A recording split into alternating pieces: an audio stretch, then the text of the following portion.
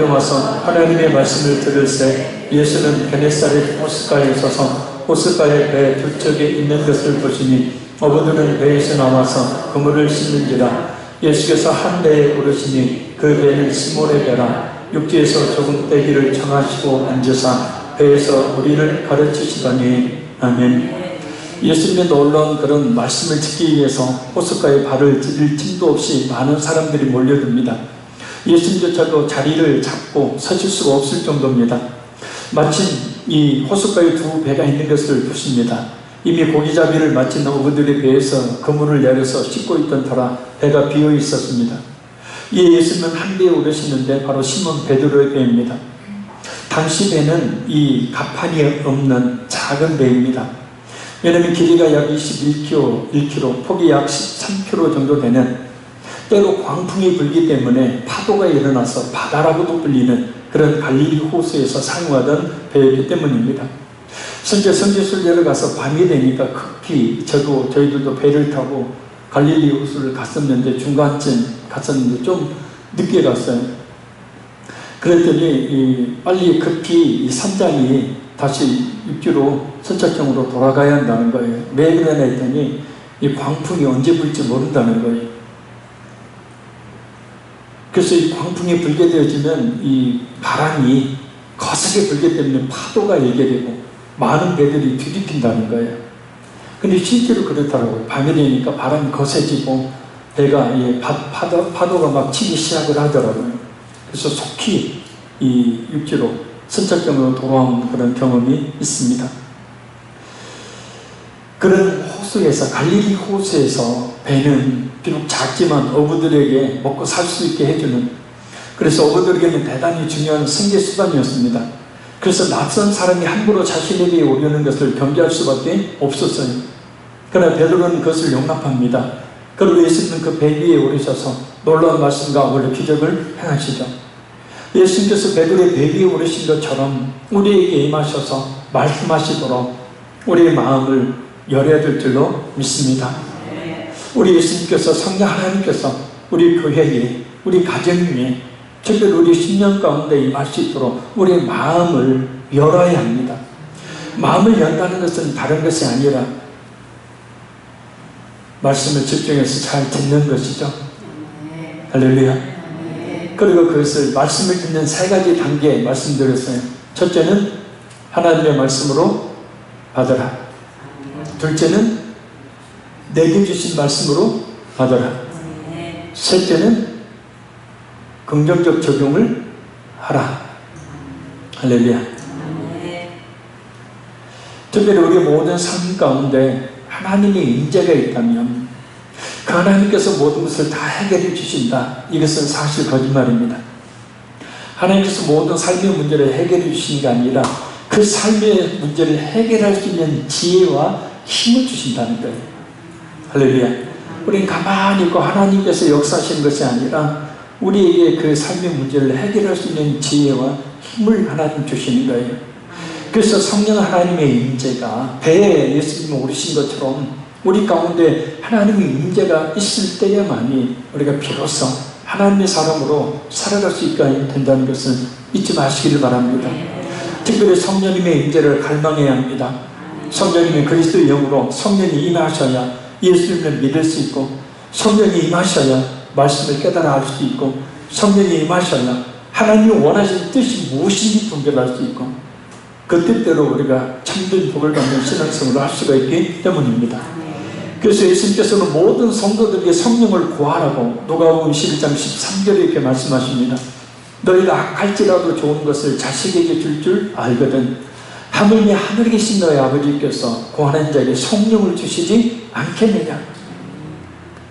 성령님의 임재가 있어야 우리의 모든 문제가 해결되고 하는 일들이 번성하고 회복되며 또한 고쳐지고 변화되며 새롭게 되기 때문입니다. 그리고 우리의 참된 순종 역시 성령님의 역사하심으로 가능하기 때문입니다. 그런데 성령께서는 언제 임하시냐? 바로 하나님의 말씀을 들을 때에 임하신다는 거예요. 할렐루야.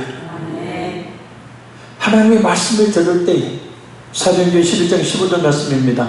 내가 말을 시작할 때 성령이 그들에게 임하시기를 처음 우리에게 하신 것과 같이 하는지라. 여기서 말씀은 예수님의 복음이죠. 예수님의 참된 복음이 증거되는 그때의 성령께서 임하신다는 거예요. 그래서 믿을 자고 하여금 믿게 하신다는 겁니다. 그래서 우리에게 참된 믿음이란 곧 말씀을 통해서 오고, 그 말씀은 성령의 역사하심으로 말미암아 우리에게 주어지게 될 때 우리가 비로소 참된 믿음을 갖는 그런 성도가 될 수 있습니다. 말씀과 함께 성령님이 역사하신다는 거예요. 할렐루야. 그래, 말씀을 항상 잘 들을 수 있기를 바라요. 놓치지 마시고요. 자, 우리 3절 읽겠습니다. 예수께서 한 배에 오르시니 그 배는 시몬의 배라. 육지에서 조금 떼기를 정하시고 앉으사 배에서 우리를 가르치시더니. 아멘. 예수님께서 배에서 하신 일은 말씀을 사모하는 사람들에게 말씀을 가르치는 것입니다. 베드로도 다소 이 황당한 상황이지만 자신의 배에 올라 말씀을 전하시는 예수님의 그 말씀을 듣습니다. 우리 하나님께서도 항상 우리에게 말씀하시기를 원하신다는 것, 그것을 우리가 잊지 말아야 될 줄로 믿습니다. 하나님에 대해서 더 알게 해주시기를 원하시고, 우리 자신을 향한 하나님 뜻이 무엇인지를 알려주시기를 원하십니다. 우리 자신에 대해 말씀해 주시기를 원하십니다. 우리 문제에 대한 해답이 무엇인지 말씀해 주시기를 원하십니다. 우리가 어떻게 살아야 될지 말씀해 주시기를 원하십니다. 그러니 우리에게 말씀하시게 해야 합니다. 할렐루야. 말씀을 주의 깊게 잘 들어야 한다는 뜻입니다. 또한 성경이 하나님의 분명한 살아있는 말씀이니 성경을 열심히 읽어야 한다는 뜻이고, 그리고 무엇보다 중요한 것은 그 말씀에 순종하는 거예요. 하나님께서 말씀하시는 것은 그 말씀을 듣고 따르라는 것이지 그냥 듣기만 하라고 말씀하시는 것이 아니기 때문입니다. 어떤 목사님의 우화가 있죠. 천국에 갈 때는 맨 귀만 있다는 거예요. 천국에 갈 때 맨 입술만 있다는 거예요. 물론 그렇지 않죠. 지어낸 이야기입니다만은 또 일리가 있는 이야기예요. 천국이 그렇다는 얘기는 아니고 비유로 우화죠. 그냥 귀로 얼마나 많이 들었는지 귀만 천국에 간 거예요. 말로 얼마나 많이 말은 잘하는지 말만 천국에, 입만 천국에 갔지 그 영혼이 천국에 가지를 못했다는. 말씀을 듣고 순종하는 것이 이게 큰 축복인 줄 믿습니다. 자, 우리 4와 5절 보겠습니다.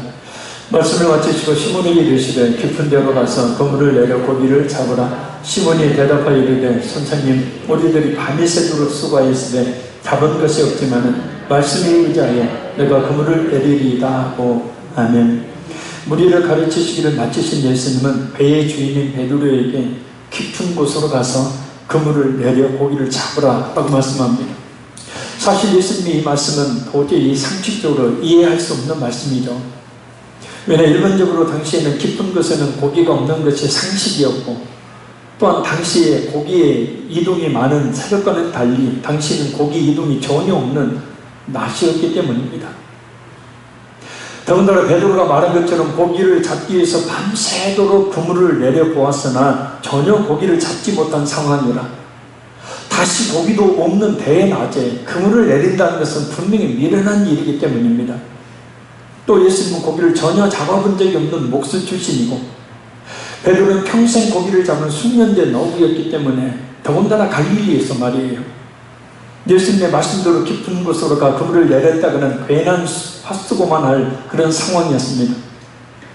따라서 예수님의 이 말씀은 전혀 실현 가능성이 없고 이해할 수 없는, 현실에 맞지 않는 엉뚱한 말씀입니다. 그러나 베드로는 말합니다. 말씀에 의지하여 내가 그물을 내리리이다. 그 장면을 생각해 보면 베드로의 이성과 베드로의 생각과 베드로의 자신의 고기 잡으러 어부로서의 그 지식을 완전히 내려놓은 것을 보죠. 왜? 예수님의 그 임재 가운데 있기 때문에. 그 예수님의 임재 가운데 자신이 완전히 녹아내리게 되는 거죠. 그래서 말씀을 의지하여 내가 그물을 내리리이다. 어부로서 오랜 경험을 통해 얻은 자신의 모든 지식을 포기하고 예수님의 말씀을 따르겠다. 예수 그리스도의 권세에 전적으로 순종하는 겸손한 자세, 그 믿음과 겸손이 돋보이는 그런 장면입니다. 바로 이런 예수님에 대한 말씀과 그 말씀에 겸손히 순종하는 모습은 그로 하여금 결국 큰 축복, 곧 예수님의 제자가 되는 복을 받게 합니다. 말씀에 대한 순종은 말입니다. 기존의 우리의 이해나 또 우리의 상식을 넘어선 것들이 굉장히 많죠. 우리가 7가지 주제에 대해 살펴봤습니다. 주일을 지키는 문제, 주일날 장사하면 더 잘 되는데 꼭 주일날 아무 일도 하지 않고 쉬어야 합니까? 예, 그냥 그렇게 해야 합니다. 하나님은 하라고 하셨습니까? 11절 철저하게 드려야 되는데 사실 형편이 어려워서 11절 들고 나면 생활하기가 어려운데 그래도 드려야 합니까? 예, 드려야 합니다. 예배에 빠지지 말아야 하는데 바쁠 일도 있고 대인관계에 세상 일하는 것이 있는데 예배를 빠지지 않고 드리다가는 일도 제대로 할 수 없는데 그래도 그렇게 해야 합니까? 예, 주일날 예배, 주일 오후 집회, 수요기도회, 금요기도회, 어떤 공적 예배에 모이면 꼭 참석할 수 있도록 해야 합니다. 성경을 읽어야 하는 것 아는데 할 일도 많고 바쁘고 피곤해서 좀 읽으면 졸려서 읽을 수가 없습니다. 그래도 읽어야 합니까? 예, 읽어야 합니다. 쉬지 말고 기도하라고 말씀하셨으니 기도해야 되는 것 알아요. 그런데 피곤하고 바빠요. 그 쉬운 일이 아니에요. 그런데도 꼭 기도해야 합니까? 예, 시간을 정해서 최소 하루에 20-30분이라고 꼭 기도해야 합니다. 주님의 몸된 교회에 충성하고 헌신해야 되는 건 아는데 그렇지 않아도 바쁜데 꼭 그렇게 충성하고 헌신해야 합니까? 예, 충성하고 헌신해야 합니다. 전도해야 되는 거 압니다. 그런데 다른 거 다 하면 하겠는데 전도만큼은 제가 못하겠어요. 그런데도 꼭 해야 합니까? 예, 해야 합니다. 순종하는 삶을 살아야 한다는데 꼭 그렇게 순종해야 합니까? 예, 첫째도 순종, 둘째도 순종, 셋째도 순종. 순종해야 합니다. 그래야 하나님의 은혜를 체험할 수가 있고 하나님의 복을 받을 수가 있습니다. 무엇보다 그렇게 하는 것이 진짜 그 축복과 복을 제쳐놓고 진짜 예수님을 믿는 성도가 추구해야 되는 삶의 모습이기 때문입니다. 다시 강조하지만 말씀에 순종하는 것은 오늘 본문에서처럼 대부분 자신의 생각을 무너뜨려야 할 수 있어요. 그리고 그 순종은 우리 자신의 상식을 벗어나는 것이 대부분이에요. 귀찮고 힘든 것이 됩니다. 그러나 순종해야 합니다. 구약을 2가지 측면에서 정리해보라면 순종의 역사와 불순종의 역사에 대한 축복과 저주의 기록입니다. 우리가 새벽에 신명기 말씀을 계속 살펴보고 있죠. 그래서 G. 맥도날드는 이런 말을 합니다. 순종은 모든 문의 열쇠이다. 그러니까 하나님의 은혜의 문, 또 하나님의 축복의 문이 열리게 만드는 것은 꼭 뭐냐면 순종이라는 거예요. 순종이야말로 그 열쇠와 같아서 하나님의 그 은혜의 그 축복의 문을 여는 것과 같다. 자, 그럼 말씀이 순종하면 어떤 역사가 일어날까요? 몇 가지를 살펴봅니다. 첫째, 풍성한 하나님의 축복이 임하죠. 우리 6절 읽겠습니다. 그렇게 하니 고기를 잡은 것에 힘이 많아 그물이 찢어지는지라. 아멘. 하나님의 말씀에 대한 순종은 이와 같이 풍성한 복이 임하게 합니다. 베드로 자신의 경험, 생각대로 밤이 새도록 온갖 수고를 다했음에도 소득이 거의 없었지만 말씀대로 행한 결과 그물이 찢어질 정도의 어영량을 올립니다. 아무리 밤새워가며 열심히 일해도 밑빠진 독이 물붓깁니다. 벌어도 모아지지 않아요. 분명히 많이 번다고 벌었는데 돈이 다 새어버립니다. 들어가지 않아야 될 때 돈이 들어가 버리죠. 바로 하나님께서 동력을 금해 주시지 않기 때문에 뚫어진 밴드를 막아주시지 않기 때문입니다. 그러나 육신적으로는 죽도록 고생을 하지만 별 소득이 없게 되는 일. 시편 39편 6절에 그 일을 이렇게 이야기합니다. 진실로 각 사람은 그림자같이 다니고 헛된 일로 소란하며 재물을 쌓아나 누가 거둘는지 알지 못하나이다. 그게 교회 여러분들을 꼭 묶어놓고 교회 생활만 하라라는 그런 얘기도 아니고, 무엇보다도 하나님의 그 은혜와 축복을 받는 비결이 무엇인지를 말씀을 통해서 먼저 깨닫고 그리고 삶 속에서 일하고 노력해야 좋은 하나님의 진정한 은혜가 축복이 임하게 된다는 거예요. 그래서 말씀대로 살 일이 있어야 합니다. 당장 주일 지키고 하루 일하면 돈 많이 모아질 것 같지만 아닙니다. 안 믿는 사람은 그렇게 돼요. 사형수 앞에 차려놓은 마지막 진수성찬의 상과 같기 때문에 그래요. 안 믿는 사람은 잘 돼요. 교회 안 나오도 기도 안 해도 예수 안 믿어도 잘 되는 사람은 부지기수로 많습니다. 근데 성경은 뭐라고 하죠? 그들을 부러워하지 마라 그래요. 왜요? 이 세상에 사는 동안 예수 믿지 않는 결과, 이전에 영원한 그런 멸망을 당해야 되는 대가로 이 세상에서 권세 누리고 부 누리며 잘 먹고 잘 사는 거예요.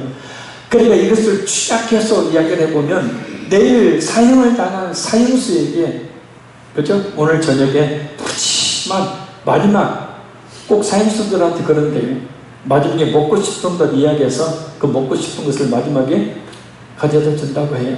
바로 그것과 똑같은 거예요. 근데 나는 기도하는데, 나는 예수 믿는데 왜 안 믿고 기도도 안 하는 저런 사람들이 잘 될까? 부러워하지 마시죠. 이거 기억하세요. 사형수 앞에 차려는 진수상찬에 불과한 거예요.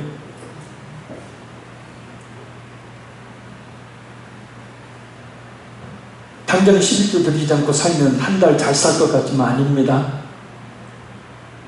당장 기도하지 않아도 될 것 같지만 아닙니다. 뿌린 대로 심은 대로 거두죠. 나무 다 거둘 때 거둘 곳 별로 없어집니다. 예의에 빠지면 대인관계 잘 맺으면 큰 자손 될 것 같지만 전혀 그렇지 않습니다.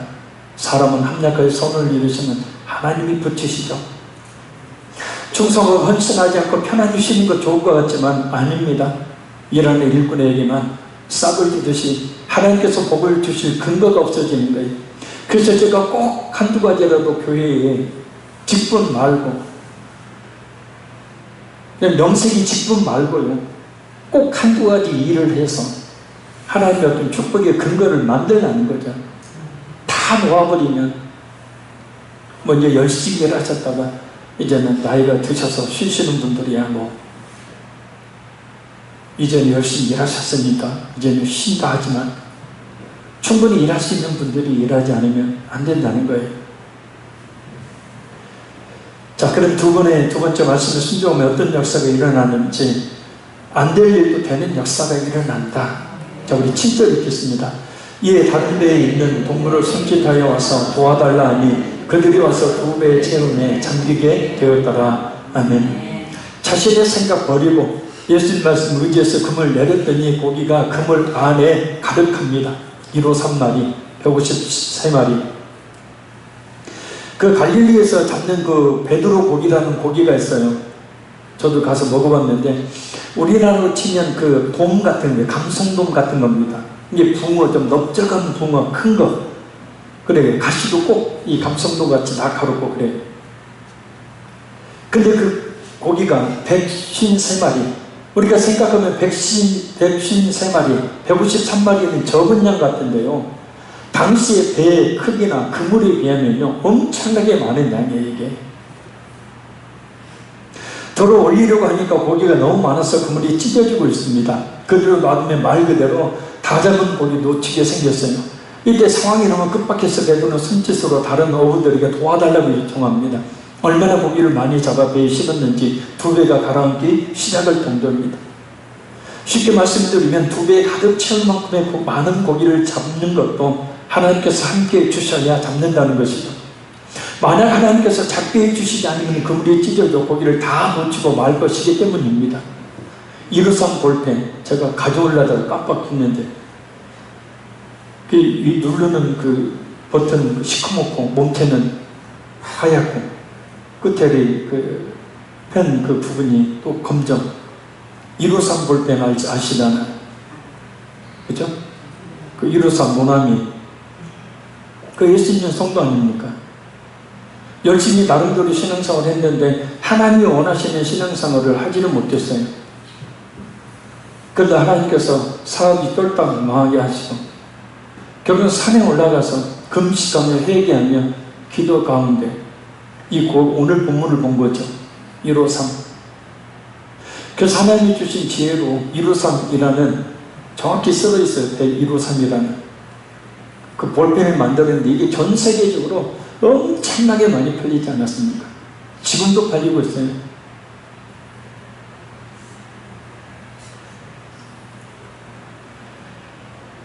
우리가 열심히 수고하고 노력하는 것 중요합니다. 그러나 열심히 수고하고 노력한 것만큼 우리가 철저히 하나님을 의지함이 무엇보다 필요합니다. 이제 내일 바로 수확을 앞둔 잘 익은 괴상품 복숭아가 주렁주렁 매달려 있습니다. 탐스럽게 잘 익은 배에 사과가 수확을 기다리고 있습니다. 그러나 갑자기 태풍 불어버리면 병충해 들면 아무 소용없습니다. 그러나 하나님께서 기한절에 열매가 떨어지지 않게 해주시면 풍성한 수확을 거둘 수 있습니다.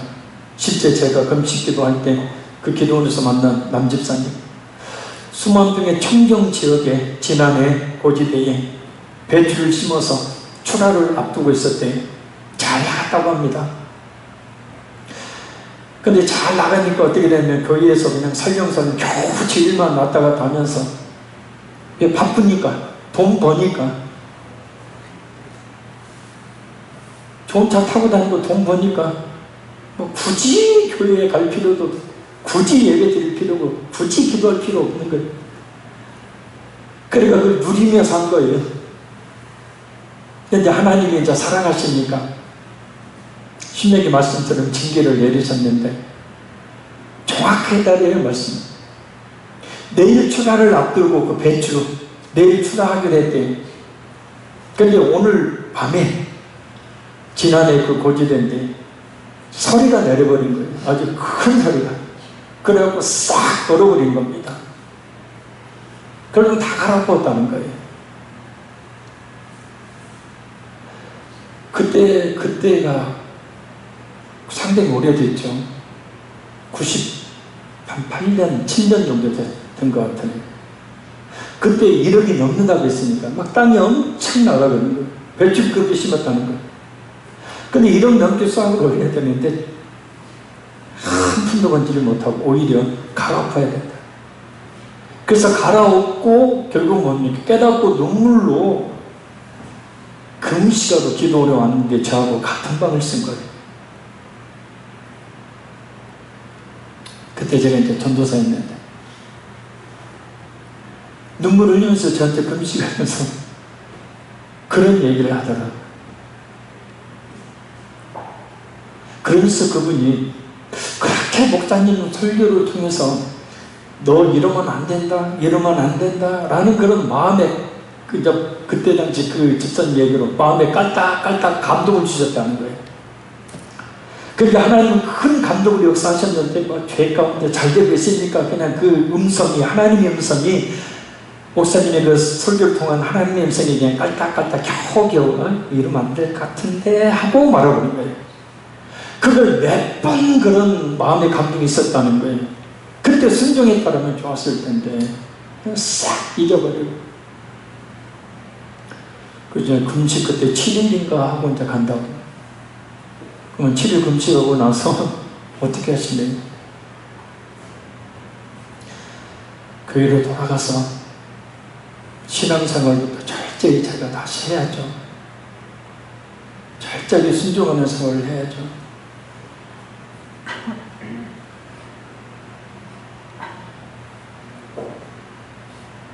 이 계약 성사되면 돈 벌 수 있습니다.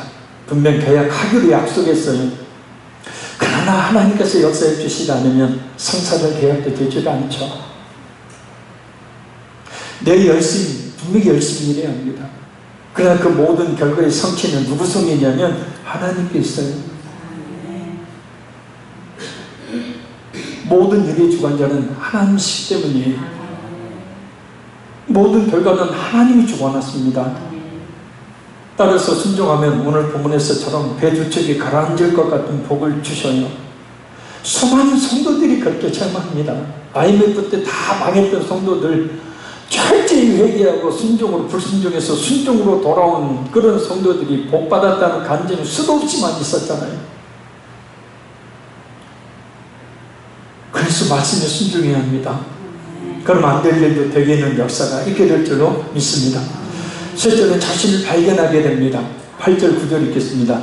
시몬 베드로가 이를 보고 예수의 무릎 아래에 엎드려 이르되 주여 나를 떠나소서 나는 죄인으로소이다 하니 이는 자기 및 자기와 함께 있는 모든 사람이 거기 잡힌 것으로 말미암아 놀라고 아멘. 예수님의 신적 권능을 직접 목격한 베드로는 두렵고 떨린 마음으로 예수님 앞에 엎드려 버려요. 지금 야 고기 많이 잡았다 그러니까 이 고기 가서 팔아야지 이게 아니고 고기고 뭐고 다 제껴놓고 도저히 일어날 수 없는 일을 일으키신 그 예수님 앞에, 그러니까 베드로의 믿음이 그래도 되는 것이 바로 여기에 있어요. 그 모든 것 생각해 보십시오. 지금 153마리 잡혔어. 이거 지금 가서 팔면, 그죠? 지금 당장 팔아야 돼요. 상하기 전에, 죽기 전에. 그런데 그거 다 내려놓고요. 그 보이지 않는 겁니다. 누가 봐요? 예수님이 보여요. 그래서 단지 두려움 때문이 아니라 예수님의 신적인 능력, 그 거룩하심 앞에 죄인의 자신을 똑바로 내린 거예요. 이 사건 통해서 베드로에게 두 가지 큰 변화가 일어납니다. 한 가지는 바로 예수님에 대한 인식의 변화죠. 5절에서는 예수님도를 베드로가 선생이라고 불렀어요. 그런데 이 사건 짓고 뭐라고 불러요? 주여. 그러니까 예수님을 사람이 아닌 하나님으로 보는 믿음이 생기기 시작한 겁니다. 그리고 두 번째 변화는 자신을 발견한 겁니다. 나는 죄인으로소이다. 베드로의 자아관이 변했음을 보여주는 고백입니다. 베드로 예수님의 신적인 권능을 목도한 뒤에 그 자신은 감히 하나님의 아들이신 예수님 앞에 설 수 있는 죄인임을 깨닫게 되는 거예요. 맞습니다. 하나님에 대한 바른 지식은 말입니다. 자신을 바르게 보게 만들어요. 아멘. 하나님 거울과 같아요. 말씀은 거울과 같다고요. 그래서 하나님을 알면 알수록 더욱더 뚜렷하게 그 하나님 앞에 있는 내 자신의 모습이 보게 되는 거예요. 그러니 예수님 앞에 서 있는 자기 자신이 얼마나 각한 죄인인가를 깨달아 보게 된 베드로는 그냥 그 자리에서 엎드릴 수밖에 없었다는 거예요. 자신이 똑바로 보이니까 견딜 수가 없는 거예요. 지금 153마리 고기가 문제가 아니에요. 배가 문제가 아니고 그물이 문제가 아니고 야 어떻게 그렇게 많은 고기를 잡아서 환송기는 주변의 사람들이 문제가 아니고 자신이 똑바로 보여지니 견딜 수 없는 거죠. 우리는 이 장면을 통해서 밤이 맞도록 수고했으나 얻은 것이 없는 것 같은 우리의 상황이 있을지라도 순종할 때, 그죠? 순종할 때 뭔가 요즘 계속해서 설교 단상에서 전해지는 말씀, 이렇게 하면 안 되지, 이렇게 해야지 하고 감동 주시는 것들이 바로 하나님 음성이에요. 아멘. 구체적으로 성경 구절들이 우리에게 그와 같이 주어지는 경우도 있지만 하나님께서는 The Living Voice of God in His Church, 그 교회에서 바른 신학 아래에서 전해지는 설교는 곧 하나님의 살아있는 음성이라고 그랬어요. 그러니까 하나님의 그 말씀이 들릴 때 찔림을 받는 것, 이러면 안 되지, 이렇게 해야지 하고 계속해서 감동되는 것이 지금 하나님이 우리에게 주시는 음성이고 하나님의 말씀이라는 게, 그게 순종해야 된다는 거예요. 아멘.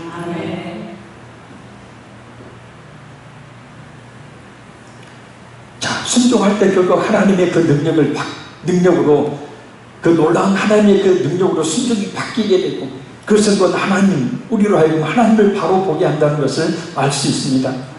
맞습니다. 지금도 하나님을 알고 있다고는 하지만 제대로 알지 못한 경우들이 너무 많아요.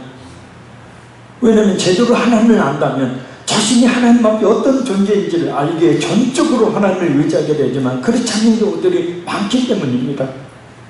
하나님을 제대로 안다면 그 앞에 겸손히 무릎을 꿇을 것입니다. 그 앞에 자신이 아무것도 아님을 고백하게 될 것이고 그 앞에 자신이 얼마나 부끄럽고 초라한 존재인지를 고백하게 될 것입니다. 그러니 지금 빈 그물과 같은 상황이라 할지라도 실망하지 말아야 되죠. 아무것도 손에 쥔 것이 없는 상황이라 할지라도 낙심하지 말아야 합니다. 왜냐하면 지금 하나님께서 하나님을 알도록 하시는 중이기 때문이고, 그래서 많이 기도하고 말씀 듣고 순종하면 그런 빈 붕어리 가득 채워지는 역사가 있게 됨을, 또 무엇보다도 우리 자신이 내가 어떤 존재인지를 깨달아 알게 됨으로 말미암아서 어떻게 살아야 될지를 알게 됐다.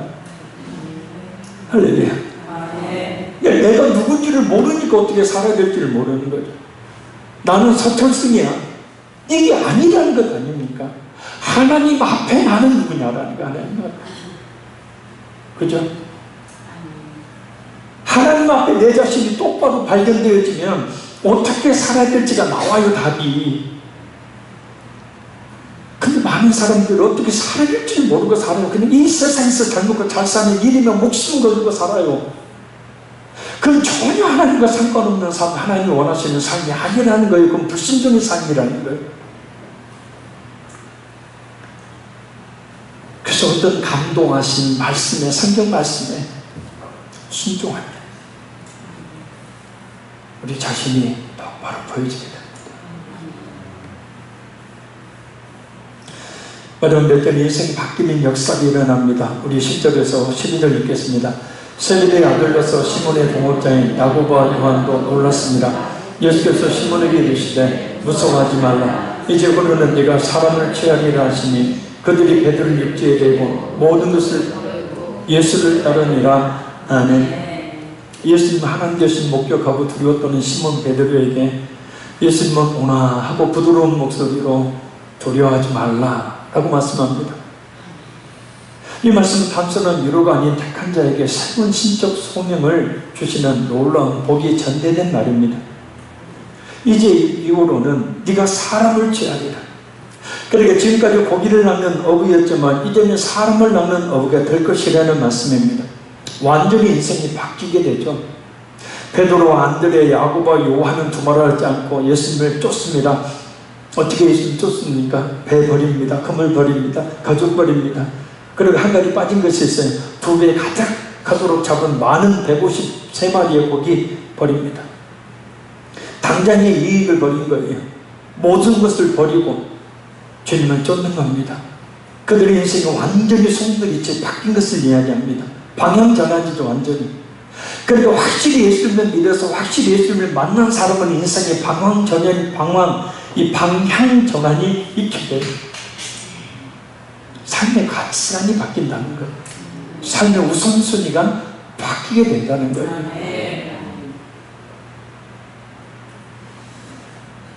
뭐 예수님 제자 돼가지고 결국 순교의 제물이 되었는데 그게 무슨 복이냐. 그러니까 자, 저를 주목해서 보십시오.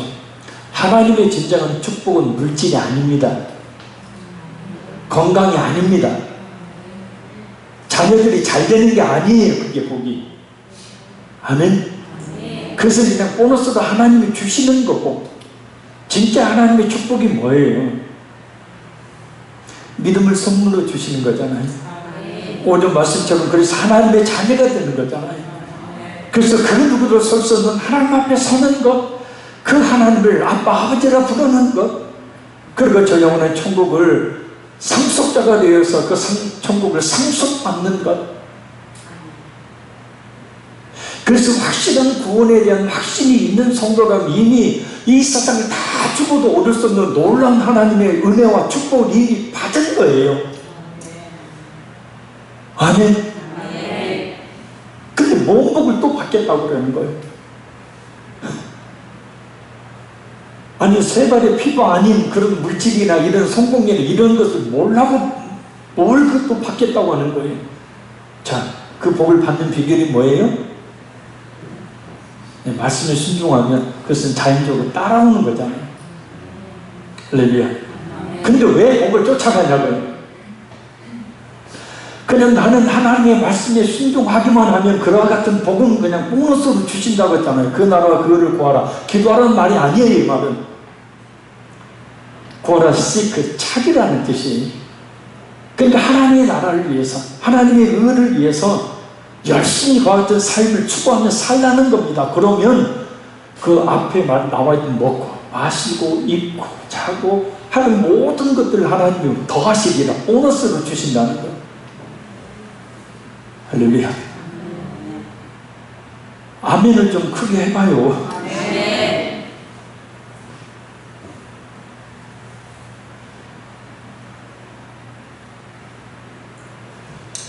저도 이 기복적인 사상에 쩌들어 있어가지고 그게 뭔 축복이냐. 예수님 제자 되는 거 평생 제대로 먹지도 못하고 입지도 못하고 자지도 못하고 그렇게 힘들게 목사 돼가지고 야 그렇게 공부할 수 있는 세상에 나갔으면 야 한 자리 차지하고 살았을 텐데 뭘 그렇게 고생하면서 목사를 하냐. 이게 뭔 하나님 축복이냐. 참 이런 범탱이 같은 생각이죠. 진짜 하나님의 그 은혜가 뭔지 하나님의 축복이 뭔지를 모르니까 그러는 거죠. 예수님 믿게 해주신 것 가장 큰 아멘. 그리고 더군다나 예수님을 위해서 살게 하시는 것 큰 복입니다. 그래서 말씀에 순종하면 그렇게 쫓아다니고 싶고 그렇게 바라고 원하는 것들 하나님 주셔요. 그리고 쫓아가지 마세요. 쫓아가지 마시오. 근다고 이제 아유 알았어요. 아멘. 목사님 내일부터 직장 좀 그만두고 집에서 푹 있으면 기도만 해야겠습니다. 그런 뜻이 아니에요. 열심히 노력할게. 하나님을 의지하라는 거예요.